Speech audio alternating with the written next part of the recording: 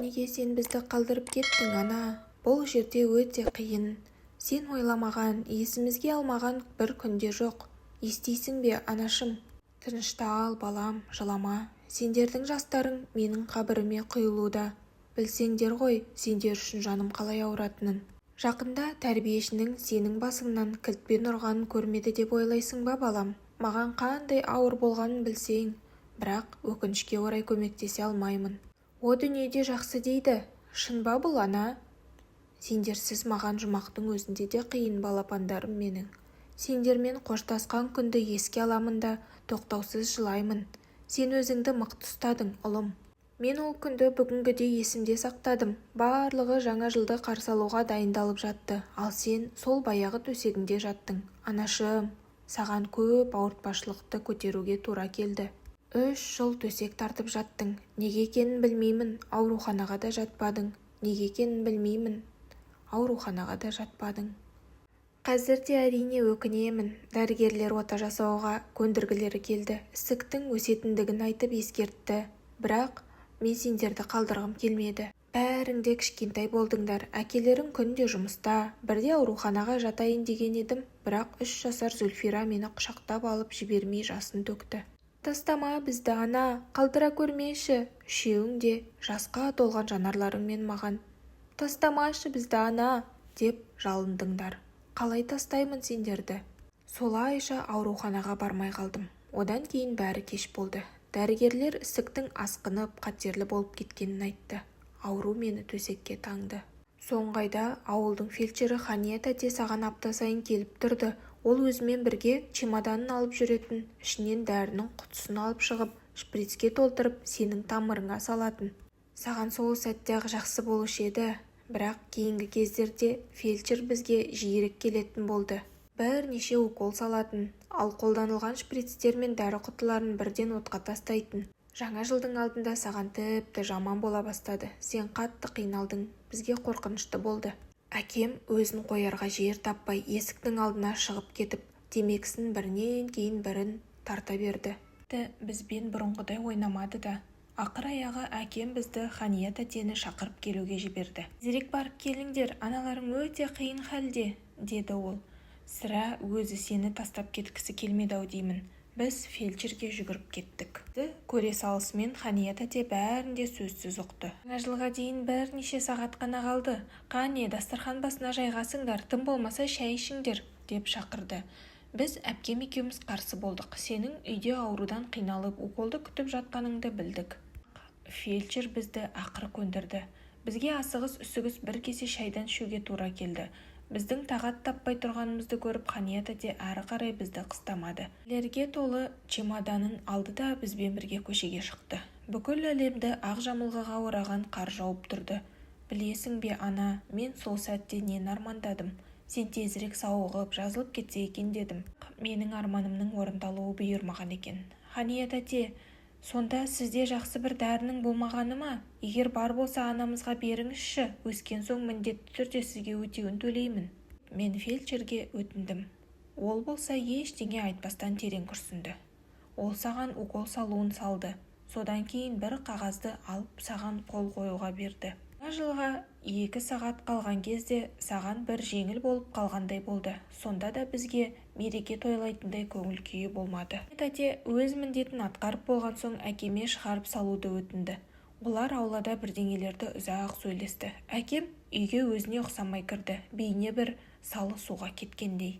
Сен де өзгерісті бірден байқап, әкемнен фельдшер не айтқанын сұрап жаттың. Нұр, маңызды ештеңе емес, тек қана шығарып салдым, деп жауап берді ол. Тағы 1 сағат өтті. Біз бәріміз сенің жаныңда болдық.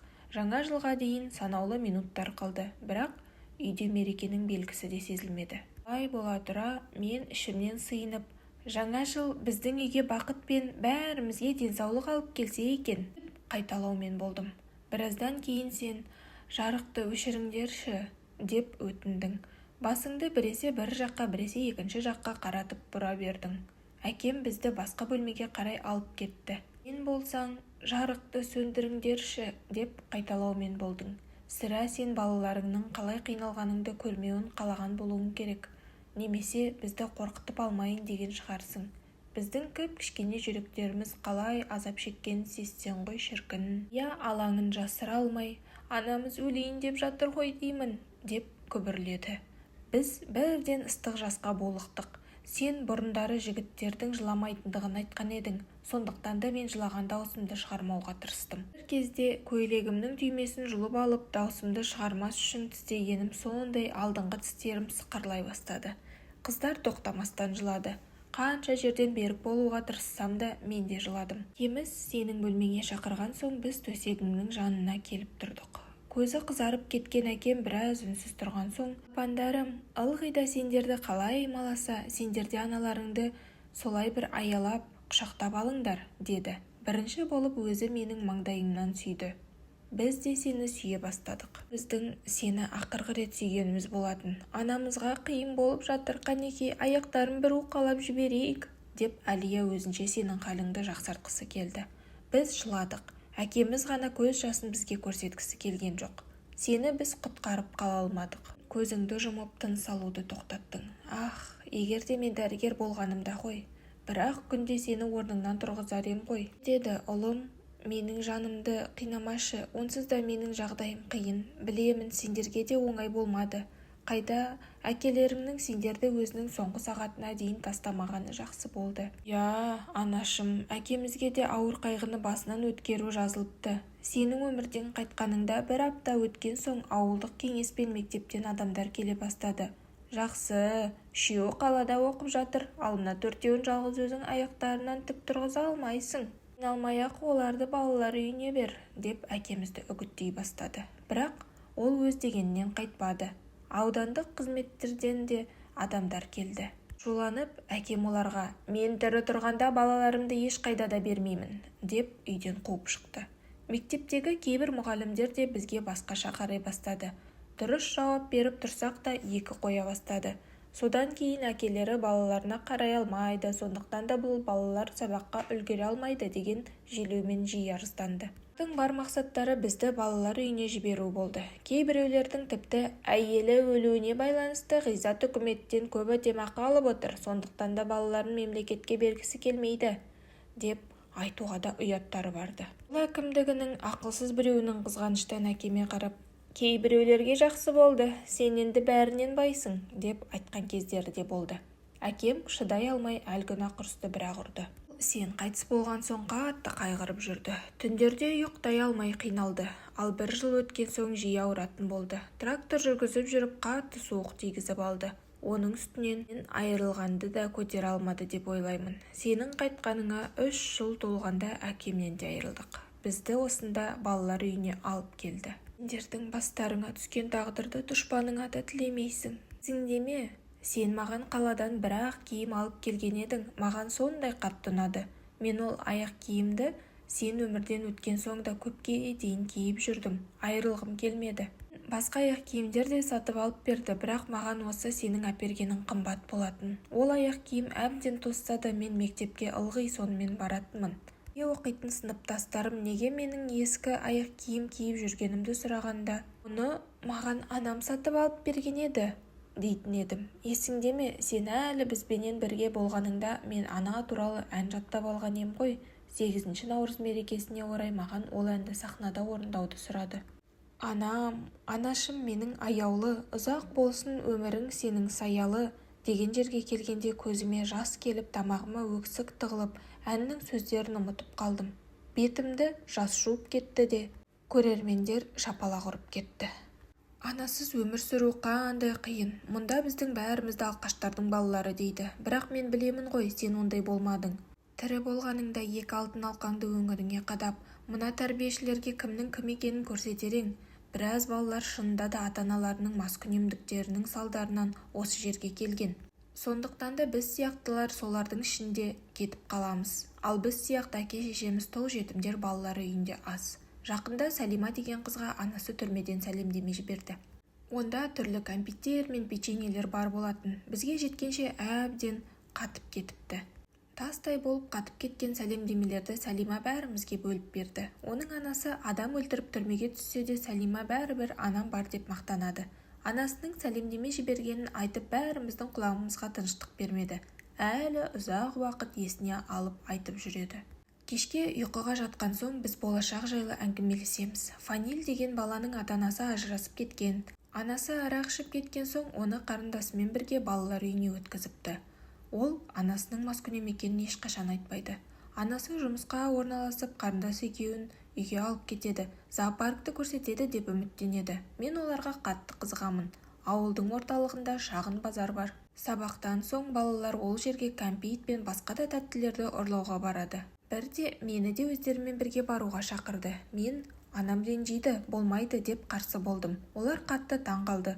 Ал маған сен бәрімізді көріп тұрған сияқтысың, сондықтан да сені жабырқатқым келмейді. Анашым, міне, осылайша өмір сүріп жатырмыз. Сен жанымызда болмасаң да сенің жылуың мен мейіріміңді сезінеміз. Ылғи да ұятты бірінші орынға қойып келеміз.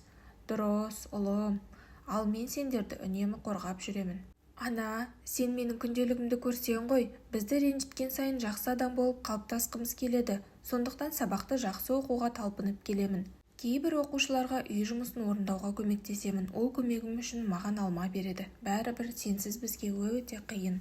Егер сен оралсаң, әр күн сайын ән шырқап берер едім. Даладан ең әдемі гүлдерді теріп әкелуші едім ғой. Есіңде ме?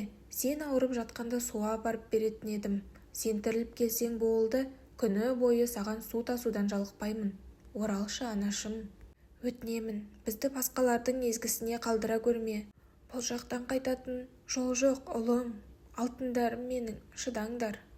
Қалғып кеттім де кеудеме біреу ауыр сөмке тастап жібергендей күйде оянып кеттім. Ол тәрбиешіміз Раиф апай болатын. Сол баяғы ұйықтап жатырсың ба? Асханада кезек шекеніңді ұмытып кеттің бе? Мен анаң емеспін, сен үшін ыдыс-аяқ жумаймын. Тіс ауырған не деген жаман десеңші. Әлемде одан артық қиын нәрсе жоқ шығар. Егер менде алтын таяқша болғанда бұлайша қиналмас ем ғой. Ауруын бірден қойғызар едім. Өзімді ғана емес, бүкіл әлемді тіс ауруынан арылтушы ем, шіркін. Адамдар бұл жанды қинаған ауруды ұмытар еді. Тісімнің ауруы кеше басталды. Жан шыдатпас аурудан кейде тіпті жылаймын. Күндіз кішкене қояды да кешке қарай жанымды көзіме көрсетеді. Маған десең қабырғаға шық, мейлі айға қарап қасқыр шаулы. Мұндай сәттерде күніне тісімді 40 рет тазалауға да дайынмын. Бірақ неге екенін білмеймін, оны осындай ұйқысыз түндерде ғана ойлайсың. Таңертең мейірбике Саида апайға бардым. Балалар үйінде медпункт болғаны қандай жақсы. Жарақат алсақ та, суық тигізсек те, қызуымыз көтерілсе де бірінші кезекте Саида апайға жүгіреміз әйтеуір. Ол бізге қажетті дәрілер мен ақылын қатар береді. Міне, бүгін де оның жұмысқа келуін күтіп отырмын. Медпунктте жұмыс басталарын өте ерте келген болатынмын. Амансың ба, Ильяс? Не болды? Деп келе сала мейірімді кейіппен менен сұрай бастады. Апай, тісім ауырып тұр, бүгін көз ілмей шықтым. Ай, Аллам-ай, сендерге тісті күніне 2 рет тазалау керек деп қанша рет айттым десеңші. Жарайды, бөлмеге кір. Мен үндемедім, өзімнің кінәлі екенімді білдім. Суық орындыққа отырдым да ол кісінің ақылын ары қарай тыңдадым. Қане, аузыңды аш, саған қай тісті ренжіді екен? Де. Медбике мені ұзақ қарады да басын шайқады. Иә, тісіңде қан құрт бар екен. Тез арада емдету керек. Ол үшін қалаға бару керек. Саида апай жұмыс үстеліне отырып ойланып қалды. Біресе терезеге, біресе алдында жатқан журналға қарайды. Мен директорден осы уақытқа дейін қаншама сөз естідім. Өзім үшін жүгіріп жүрген сияқтымын. Біреудің құлағы ауырады, енді біреудің асқазан ауырады, ал директор көлік тауып бермейді. Жигули ғана жүріп тұр. Оның өзі де Мавлида Нұрғали қызынікі. Жалғыз сен үшін олар автобусты алып шықпайды ғой, Ильяс. Қане, біз былай істейік. Мына дәрілерді ал. Тісің мазалаған кезде жарты-жартыдан ауырған жерге қоясың. Көмектеседі. Егер тіпті шыдай алмай бара жатсаң, директорға өзің бар. Тіспен ойнаудың қажеті жоқ. Егер рұқсат етсе, бүгін-ақ қалаға барып дәрігерге көрсетеміз. Ал қазір бара ғой. Бөлмеңде тісіңнің ауруы қойғанша жата тұр, деп ол 3 тал дәрі берді. Былтыр біздің балалар үйіне автобус бөлді. Біз қалай қуандық десеңші. Сол жылтыраған дөңгелекті аппақ автобуспен бізді концерттерге, түрлі байқауларға апаратын гаражда жасыл Жигули автокөлігі де тұр. Бірақ бұл көлік біз үшін емес. Онымен Мавлида Нұрғали қызы жүреді. Ол кейде күн сайын қалаға қарай шығады. Бүгін де солай қарай шығатын шығар. Егер өтініп сұраса, мені де жолай ала кететін шығар. Ойланып тұрдым да бөлмеден шығып директордың бөлмесіне қарай беттедім. Есігінің алдына келдім де батылым жетпей тұрып қалдым. Бірақ та бүкіл ерік-жігерімді жұдырығыма түйіп алдыға қарай адымдадым. Тісті емдеуім керек қой. Сәлеметсіз бе, Мавлида Нұрғалиқызы, деп кіріп бардым. Неге сабаққа бармағансың? Деп ол менсінбей қарады. Апай, тісім ауырып тұр. Сендер ызыңдай береді екенсіңдер, біресе біреуің, одан соң тағы бірің. Мен алдап тұрған жоқпын кешеден бері. Директор ары қарай сөйлеуге мүмкіндік бермеді. Білемін сендердің қулықтарыңды. Біреуіңнің ішің ауырады, енді біреуіңнің басыңа бірдеңе болған. Үшіншіңнің көзі дұрыс көрмейді, қалаға бару үшін әйтеуір бірдеңе ойлап табасыңдар. Ауруханаға бізді апарып жүреді деп ойлайсыңдар ма? Тапқан екенсіңдер. Мені алдай алмайсыңдар, боқмұрындар. Міне, жағыңда іспеген, ал сен болсаң, тісім ауырады деп алдайсың. Апай, түні бойы ұйықтай алмадым. Саида апай көрді, тісім шіріп жатыр деді. Менің аудандық бөлімімде маңызды шаруам бар. Сенімен жүретін уақытым жоқ. Дәрілер сұра. Саидаға айт, директор айтты де, саған анальгинді көбірек берсін. Бірақ дәріден пайда аз болып тұр. Кет ары, миымды жемей. Қолында ұстап тұрған қаламды стол бетіне лақтырып жіберді. Тіс ауырғаннан ешкім әлі өлген жоқ. Бар мектепке. Басымды төмен түсірген қалпы директордың бөлмесінен шығып кеттім. Тіпті маған жанында ашыған жоқ. Шынымен де кішкене кезінде тіс ауырып көрмеген бе? Шіркін, құс болғанымда ғой, ешкімге жалынбай-ақ қалаға өзім ұшып барар едім. Директордың аяушылық білмес сөздерінен кейін тісім одан да қатты ауырып кеткендей болды. Ол аздай дәлізге шығып, менің соңымнан қатты айқайлады. Қара мұны, жақсылықты білмейтін жетесіз. Көрсетемін мен саған. Маған соңындай қиын болды. Ауырып тұрған баланы аяп тыныштандырудың орнына жазықсыздан жазықсыз ұрса жөнелді. Біздің балалар үйінде 5 топ бар. Мен 4-шісіндемін. Әр топта 20 шақты бала бар. Бізбен 2 тәрбиеші мен 2 түнгі кезекші жұмыс істейді. Бақытыма орай бүгін таңертеңнен бастап Хакима апайдың кезегі. Раиф апай баяғыда-ақ жалқау, сабаққа бармау үшін өтірік істеп тұрсың деп ұрсар еді. Бөлмемде жалғыздан-жалғыз жатудан жалықтым да, кітаптарым мен дәптерлерімді жинап салып мектепке кеттім. Сабақтарда әрең шыдап отырдым. Қоңырау соғыла салысымен көшеге қарай жүгірдім де, қарды уыстап жедім. Ауру аздап басылғандай болды. Сыныпқа өзіммен бірге қардың қатып қалған бір бөлігін алып келіп, тісім ауырғанын қояды ма деген үмітпен ауық-ауық тістеп қойып отырдым. Ақыр аяғында менің қиналысымды көрген мұғалім сабақтан босатты. Мұхаметов, бар, қиналма. Ауырған тісті барынша тез емдеу керек. Мен балалар үйіне қардың бөлігін ұстаған қалпы қайттым. Қарама-қарсы бірінші болып Саида апай кездесті. Әлі басылмады ма ауруы? Жоқ, Ильяс, ертеңге дейін шыда. Жаңа ғана Мавлида Нұрғалиқызымен сөйлестім. Ол сені ертең тіс дәрігеріне апаруға келісімін берді. Жүр, тағы да дәрі берейін, тек шыдашы. Артық сұрақ қоймастан Саида тәтенің соңынан ердім. Шыда деп айту жеңіл. Тісің ауырғанда түнің бір жыл сияқты ұзап кетеді. Кешке қарай тісімнің ауырғаны адам шыдамастай үдей түсті. Анальгиннің жартысы емес, енді тұтас дәрінің өзі де көмектеспейтіндей болды. Менің бұл күйімді көрген түнгі күтуші Флюра тәте менің маңымда не істерін білмей безілдеп кетті. Мынаны ал, сол жақ қолыңа ұстап отыр, бірден көмектеседі деп сөйлеп маған ұсақталып туралған сарымсақты беріп жатыр. Көресің, көмектеседі, тек орныңнан тұрма, жүрме, тыныш жат, тіс ауруынан жаман нәрсені көрмеппін. Қытайлар өздеріне зұлымдық жасағандарға тіс ауруын тілейтінін білуші едім. Бара ғой, орныңа жата ғой. Сарымсақ деген не еткен ғажап нәрсе, жөтелді, суық дегенді емдейтінін білетінмін. Енді міне тіс ауырғанын тоқтататынын көрдім. Таңғы 6-ларда тісім қайта оянып, мені кеміруді қайта бастады. Бір нәрсе жанымды кішкене жадыратты. Тісімнің ауырғаны қоятын болады. Бүгін қалаға барып емдетеміз. Барлығы мектепке кетіп жатқанда мен дәлізде директордың бөлмесінен шығуын күтіп тұрдым. Көлік есіктің алдында тұрды. Демек, қалаға барып қалармыз. Әйтеуір Мавлида Нұрғалиқызы шықты дәлізге. Мен орнымнан атып тұрдым да күлімсіреуге тырысып, «Сәлеметсіз бе?» дедім. «Сәлемет бе? Тісің әлі ауырып тұр ма? Сен Саиданың да мазасын алып біттің, түкке тұрмайтын нәрселермен бара бересің». Не істеймін енді, тісім ауырып жаным қиналды. Бүгін менде конференция, тек кешке ғана босаймын. Тағы да білім бөлімінің бастығына баруым керек. Егер Саида екеуіңді алсам, мен 1 сағатымды жоғалтам. Жоқ, мен осыншама уақытты бекер жібере алмаймын. Әр минут қымбат. Апай, менде тіпті күш қалмады шыдауға. 2 күн шыдадың, тағы 1 күн шыдайсың. Айттым ғой, тістің ауырғанын әлі ешкім өлген жоқ. деп кесіп сөйлеп, биік өкшелі туфлимен тықылдатып жанымнан өтіп кетті. Мен қолыммен басымды ұстаған қалпыммен диванда отырып қала бердім. Панасыз баланың қандай сезімді бастан кешіргенін сіздерге айтудың өзі артық шығар. Шіркін, қанатым болғанда ғой. Мен салым суға кетіп бөлмеме оралдым. Сабақтан соң сыныптасым Амилия бөлмеме кірді. Мен жалғыз болатынмын. Ильяс, әлі ауырып тұрма? Иә, деп жауап бергім келмесе де жауап бердім. Себебі еш мағынасыз сұрақтардан шаршап кеттім. Менің жай күйім түрімнен ақ көрініп тұр емес пе? Егер директор ертеңде сені қалаға апармаса не істейсің? Білмеймін. Сенің басың бар ма жоқ па? Сен бала емессің ғой? 7-ші сыныпта оқып жүрсің. 2-ші топтағы балаға не болды? Есіңде ме? Сенімен де солай болуы мүмкін. Иә, мен ол оқиғаны ойымда сақтап қалғанмын. 3-ші сыныпта оқитын бір баланың тісі ауырған. Оны да қалада уақытында апармаған. Кейін бәрі кеш болды. Тісі іріңдеп кеткен. Оған ота жасады, бетінің біраз жерлерін кескілеп тастаған. Содан бастап бұрын көңілді болып жүретін сол бала күлімсіреуді қойды. Себебі күлген кезде тыртықтар терісін тартатын, беті де бір жағына қисайып кететін. Менің де тісім ауыра бастады. Мен саған бірдеңе айтайын деген ем, ешкім оны білмесін, деді Амилия. Қане, созбай тезірек айт. Ішімде бір үміт пайда болды. Тезірек айтшы. Ертең ол кідіріп тұрып қалды. Қашып кетейік. Мектепке кеткендей боламыз, бірақ қалаға барамыз. Тіс емдейтін емхананы мен білемін. Жоқ, директор ертең апарамын деп сөз берген. Бүгін конференция болатындықтан ғана өзімен бірге алып кете алмады. Сен сондай аңғалсың, бәріне сене бересің. Керек едің сен оған. Мавлида Нұрғалиқызын бірінші күн ғана біліп тұрғандайсың. Ол бүгін иә дейді, ертең жоқ дейді.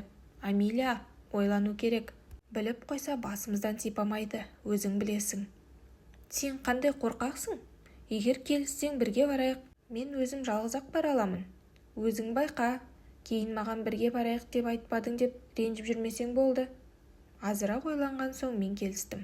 Тегін жүру билетін завучтың бөлмесінен рұқсатсыз алдық. Амилия дәптер іздеген болып құжаттар тұрған шкафты ақтарды. Ал мен бұл кезде завучты әңгімеге тартқан болып көңілін өзіме қарай бұрып тұрдым. Алақай, құжаттар қалтамызға түсті. Жоспар құрдық. Ертең таңертең қалаға. Амилия сияқты тәуекелшіл қыздардың жанында болғаны қандай жақсы. Ол өте ақылды қыз. Барлығына жан ашиды. Кімге болса да көмек қолын созуға дайын. Біздің бірге оқитынымыз да жақсы болды. Мықты, ешкімге бой бермейді. Шындық үшін кіммен болса да төбелесуден тайынбайды.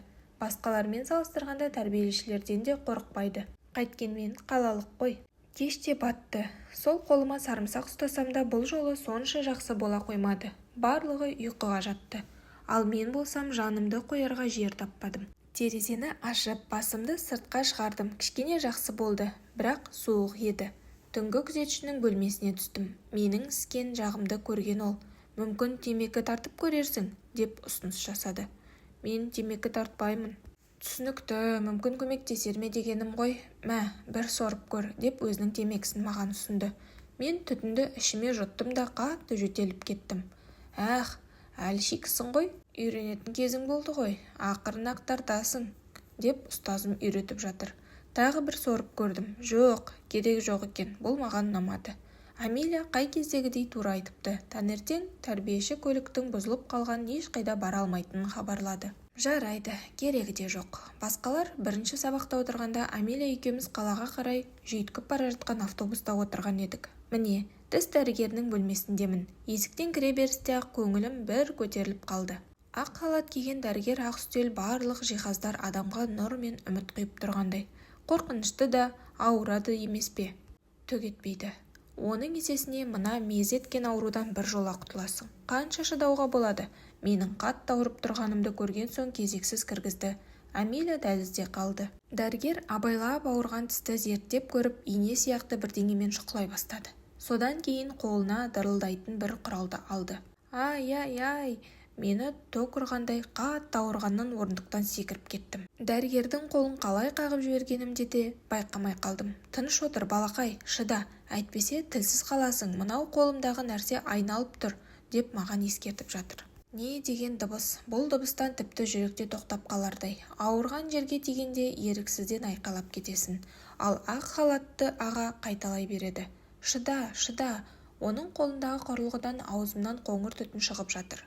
Мен бұл ұсақ шаңнан тұншыға бастағандаймын. Дырылдаған құрал тоқтады-ау. Дәрігер аузыма су шашты да, шайқада мынаған түкіріп таста, деп сол жақтағы ыдысты көрсетті. Бітті ме? деп шыдамсыздана сұрадым. Мен қазір жетісіңді тазаладым. Қазір дәрі қойып уақытша жауап беремін. Одан тіс нервісінің айналасында қорғаныш қабаты пайда болады. Содан кейін тісіңді пломбалаймын. Содан кейін болды. Пломбаны бүгін қоясыз ба? Жоқ, бүгін болмайды. Тісті емдеген соң 3 күн өтуі керек. Демек, 4-ші күні келесің. Уақытты саған белгілеп қоямын. Дәрігер құрал жабдықтарын жинастыра бастады. Соңғы сөзді естіп мен абдырап қалдым. Қалайша ол? 4 күннен кейін? Әлі бүгін қашып кеткенім үшін қалай жазалайтыны белгісіз. Тіпті серуенді де тыюы мүмкін. Қалаға дәрігерге тағы келу туралы тіпті әңгіме де жоқ. Мен қайтадан келе алмаймын. Қазір-ақ пломбалап беріңіз. Болмайды бала, астық-ыстық шайтанның ісі. Шарты сондай, деп дәрігер маған бүгінше осы дегендей басын изеді. Мен болсам істі соңына дейін жеткізуді шештім. Мені мұнда енді ешкімнің әкелмесі анық. Сондықтан да бөлмеден шығып кетуге асықпадым. Олай болса тісімді бір жола жұлып тастаңыз, деп талап еттім. Дәрігерді бұл сөзім қатты таңғалдырды. Асықпа жігіт, 4 күннен кейін келесің, сол кезде тісіңнің жұмысын аяқтаймыз. Тісті құтқаруға болып тұрғанда оны жұлып тастаудың қанша қажеті бар? Өтінемін, жұлып тастаңызшы, мен қайтадан келе алмаймын. Сен не, ит өлген жерде тұрасың ба? деп күлді ол. Қанша күндер бойы бұл жерге әрең келгеніме қарағанда демек солай болып тұр ғой, деген ой келді. Жылап сұрай бастадым. Ағатай, жұлып тастаңызшы, өтінемін, жұлыңызшы. Дәрігерді көз жасыммен ыңғайсыз жағдайда қалдырдым-ау деймін. Бірақ менде басқа амал қалмады. Аз-кем ойланып тұрды да маған ренішті жүзбен қарады. Өтінемін, ағай. Дәрігер терезенің алдына қарай кетті де ойланып қалды. Бөлменің ішін тыныштық кезіп кетті. Біраздан соң тіс дәрігері жаныма келіп құрал жабдықтарын ала бастады. Қорабын ашып ішінен шприц алды. Сен енді солай деп болмаған соң аузыңды аш, укол саламыз. Тістің қызыл егіне шым етіп ине кірді. 5 минуттан соң аузым мұздап қатып қалғандай болды. Тіпті тілімді де сезбей қалдым. Бейне бір менікі емес сияқты. Шамасы бұл ауруды сездірмеудің амалы сияқты.